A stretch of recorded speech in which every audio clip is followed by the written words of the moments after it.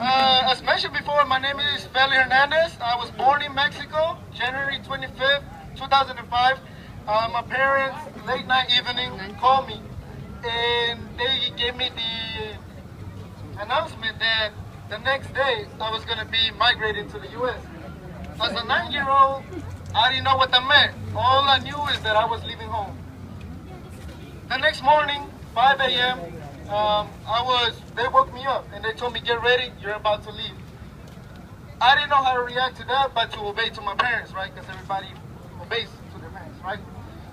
So I woke up and a minivan came to pick me up.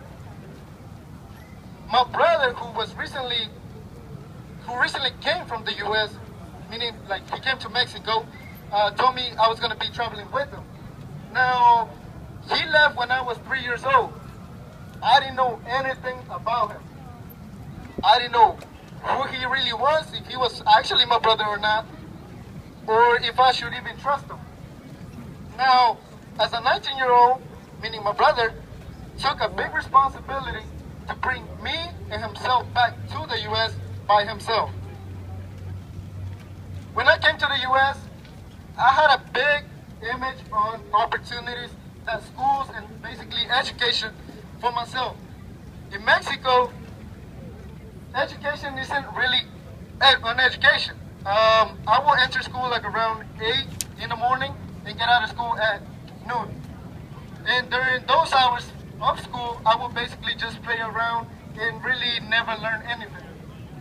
Now, when I came to the U.S. with my brother, he took a big step that I didn't really think he was going to do. At first, I didn't really think he cared about my education or anything about that. All I knew is that he wanted money.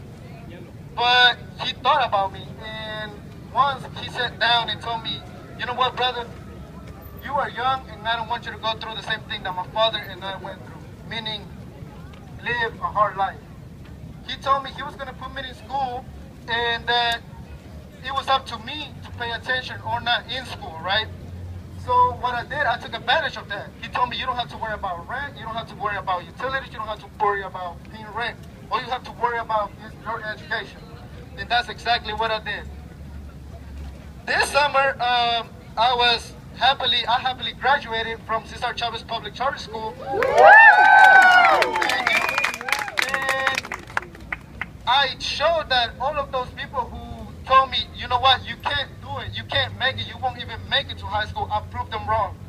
And by doing that, I used all of those words, all of that, how do you call that? Energy. Yeah, all of those negative comments that they gave to me as a motivation.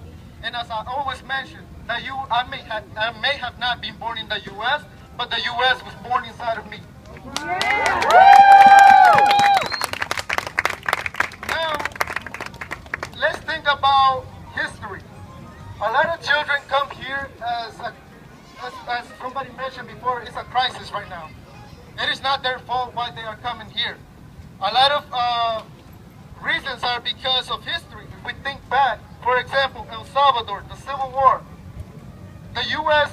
was involved in training those rebellion groups.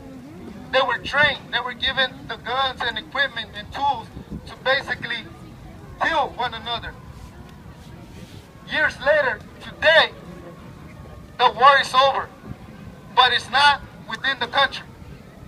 They want to leave, they don't want to be there. And all of those who were trained to be soldiers are now gang members or are doing criminal activities.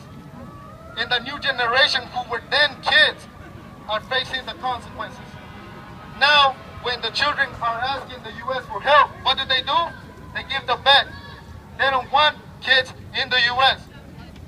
But let's not let that happen. We take advantage. We don't stop there. Instead, we take action, and here we are. Mr. President, you can hear me. You need to stop deporting innocent little kids.